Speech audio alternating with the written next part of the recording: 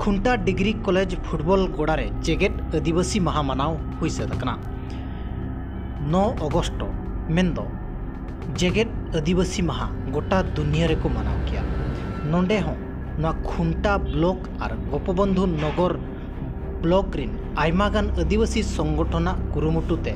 नोआ जेगेद आदिवासी माहा अड़ी जाक जग सही मनाव हुई सदकना नोंडे संताड़ मुंडा कोल्हो भुइया बाथुड़ी भूमिज लोधा मंकड़िया खड़िया एमान को जेते आदिवासी मेसा काते नोआ जेगेद आदिवासी माहा को मनावका एहब रे आदिवासी कोरिन बीर बांटा को बोंगा बुरु हाट को ताहेदो मेन्दो आकवा फोटो मुठन रे बाहा माला को आराव काते बोंगा बुरु काते आदिवासी माहा चेतान रे को चर्चा लिया जहां लका आदिवासी को नितोगा अधिकार आदिवासी इतिहास और आदिवासी पंचम अनुसूची रेनांग कथा चे पेशा कथा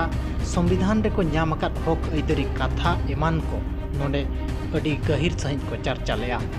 नोआ मिलित मंच क्रियानुष्ठान कमिटिया उरुमुटुते नोआ हुई सदकना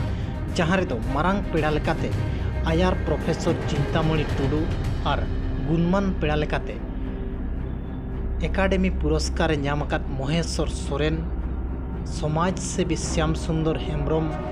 उनकागे भूया संप्रदाय नेतृत्व और बांगमा खुंटा ब्लॉक रिन प्रभारी सुधन्य नायक मिलित मंच क्रियानुष्ठान कमिटी रिन सभापति पूर्णचंद्र हांसदा उपसभापति मंगल माझी एमान को सेटर को ताहें कना।